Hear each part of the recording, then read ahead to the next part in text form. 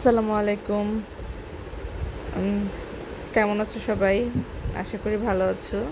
আমি আসলে সচরাচর অনেক রিল বা ভিডিও করি, ফেসবুকেও দেই। তো আজকে আসলে একটা বাজারের বিষয় শেয়ার করব। তো আমরা বসুন্ধরাতে থাকি, বসুন্ধরা আবাসিক এরিয়াতে, এবং আমার মনে হয় এখানে যারা থাকো প্রত্যেকেরই এই বাজার বিষয়টা নিয়েই, এবং অনেকেই আছে যে বাইরের এরিয়াতে থাকো, বসুন্ধরাতে বাসা ভাড়া নিতে ভয় পাও, কোথায় বাজার করবে কোথায় বাজার করবে এইসব নিয়ে। তো এই জন্য একটা নতুন একটা বাজার আমি যেটা জেনেছি, আমি এর আগেও গিয়েছি বাজারটাতে। তো তোমাদেরকে আসলে আজকে এই বাজারের সাথে বাজারের ঠিকানাটা শেয়ার করব। তো অ্যাকচুয়ালি বসুন্ধরাতে কিন্তু বাজারঘাট করা সমস্যা বলে ভুল হবে। এখানে বিভিন্ন সাইটে অনেক ধরনের বাজারের আছে, আবার বসুন্ধরার ভিতরে বেশ কয়েকটা সুপার শপ আছে।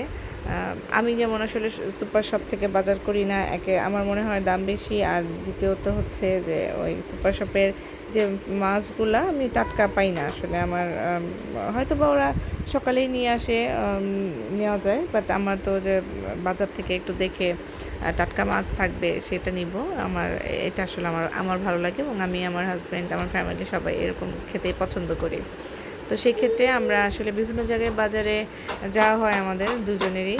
আমরা দেখা যাচ্ছে যে বেড়াইত বাজারে যাচ্ছি, কখনো সাইদনগর, কখনো ভাটারা।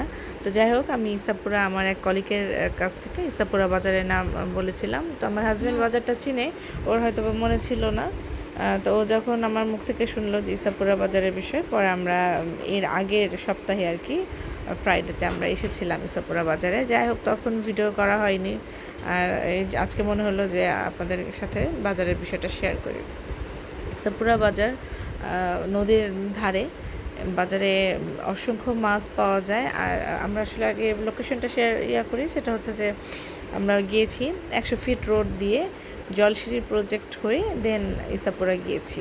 তোমরা দুইভাবে যাওয়া যায়, একটা 300 ফিট দিয়ে ওই জলসিঁড়ি প্রজেক্টেই ঢুকতে হবে, জলসিঁড়ি প্রজেক্টের যে রোডটা সেটা দিয়েও যাওয়া যায়, আবার 100 ফিট দিয়েও যাওয়া যায়। আমরা যেহেতু আগে আসলে আমাদের ইচ্ছা ছিল যে আজকে বেড়াইত থেকে করব, যেহেতু অনেক বেলা হয়েছে, 11টা 11:30 বাজে, ওই সময় বেড়াইতে আসলে তেমন কোনো মাছ পাওয়া যায় না। তো আমরা সেরকম মাছ পাইনি। পরে আমার হাজব্যান্ড বললো যে চলো যাই, ইসাপুরা বাজারেই যাই। তো আমরা এর জন্য ইসাপুরা বাজারে গিয়েছি। আরেকটা বিষয় সেটা হচ্ছে যে এই ইসাপুরা বাজার যাওয়ার পথে বেশ কয়েকটা ব্রিজ পড়ে, আর নদী পড়ে আর কি। খুব মানে এত সুন্দর এরিয়াটা, জলসিঁড়ির ভেতরেও সুন্দর এরিয়া, জলসিঁড়ি প্রজেক্টের ভেতরে খুব সুন্দর এরিয়া। আসলে তোমরা প্রাকৃতিক দৃশ্যগুলিও উপভোগ করতে পারবে এখান দিয়ে যখন যাবে তোমরা। ভালো লাগবে সবারই, বেড়াতেও পারবে, সাথে বাজার করাও হলো। ইভেন ওখান থেকে কিন্তু আমরা মাছ ছাড়াও টাটকা শাকসবজিও পাই। আশেপাশে যে গ্রাম থেকে ওরা একদম টাটকা সবজিগুলি নিয়ে আসে, সেগুলো কিনতে পারবে তোমরা।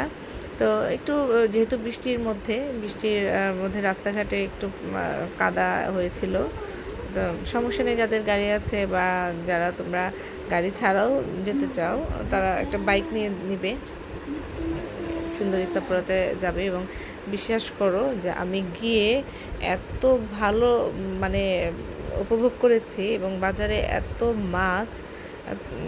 তার আগে একটু বলে নেই যে তোমরা কিন্তু গাড়ি পার্কিংয়ের জন্য আগে বাজারে একটু আগে ওখানে গাড়ি পার্ক করতে পারবা, গাড়ি পার্কিং করা যাবে। আর গাড়ি পার্কিং করে আমরা এর আগে যদিও আমাদের ওই গাড়ি নিয়ে গেছিলাম বড়টা, এবার আমাদের স্কুটি নিয়ে গিয়েছি, এবং ওখানে গাড়ি পার্ক করে আমরা হেঁটে একটু সামনে, খুব বেশি না কিন্তু হাঁটার রাস্তাটা জাস্ট 2 মিনিটের রাস্তা, 2 মিনিট হেঁটে আমরা বাজারে গিয়েছি।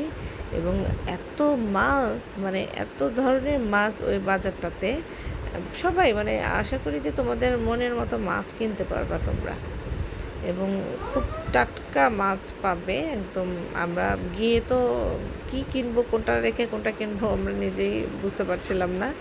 যদিও আমার ফ্রিজে মাছ ছিল, তবুও আমরা মাছের বাজারে আবার গিয়েছি যে আরও কিছু মাছ দরকার, বিশেষ করে বাচ্চারা তো আসলে সব ধরনের মাছ খেতে পারে না, ওদেরকে একটু কাটা কম যে মাছগুলো, ওইসব মাছ দিতে হয়।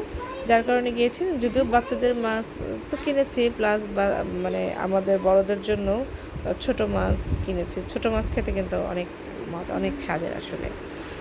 তো আমরা দেখে দেখে অনেক মাছ মোটামুটি যেটা আমাদের হয়েছে কিনেছি। এবং সবচেয়ে বড় কথা যে একেবারে বলবো না এই বাজারে মাছের দাম অনেক কম হবে এটাও বলা যাবে না, একটু দামাদামি করে নিতে হবে আর কি সবাইকে মাছ। কিন্তু মনে হয় ওখানে গেলে সব ধরনেরই মাছ পাওয়া যাবে এবং অসংখ্য মাছ আসলে বলার ভাষা নেই আমার। আর বিশেষ করে চাষের মাছগুলো তো আসলে তেমন খেতে ভালো লাগে না। তো ওখানে নদীর মাছ, বিলের মাছ, হ্যাঁ, এই মাছগুলি বেশি পাওয়া যায়। তা আমরাও সেটা নিয়েছি, তার মাছ কিনলাম। দেন হচ্ছে আমার হাজব্যান্ড একটু দেখা যাচ্ছে ও সকালে নাস্তা করে যেতে পারেনি, আমরা হালকা কিছু নাস্তা করেছি গিয়ে।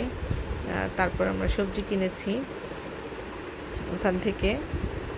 সব কিছু মিলে আসলে সত্যি মানে সব আমার মনে হয় যে যারা এই বাজারে যাননি তারা তো আসলে সত্যি মিস করলেন, এবং যারা যাবেন তারা আমাকে জানি যে অবশ্যই ধন্যবাদ দিবেন। আমার এই ভিডিওর মাধ্যমে যদি একটা উপকার হয় যে না আপনারা নতুন একটা বাজার চিনলেন, বাজারে গেলেন, সবার আমার ভিডিওটাতে প্লিজ লাইক করবেন এবং শেয়ার দিবেন যাতে আরও অন্যদের কাছে পৌঁছায় বাজারের ঠিকানাটা, সবাই যেন গিয়ে তার মনের মতো করে মাছ কিনে আনতে পারে। কারণ আমরা তো আসলে মাছে ভাতে বাঙালি একটা কথা আছে না, আমার এই বাজারে গিয়ে কিন্তু আমার এরকম মনে হয়েছে।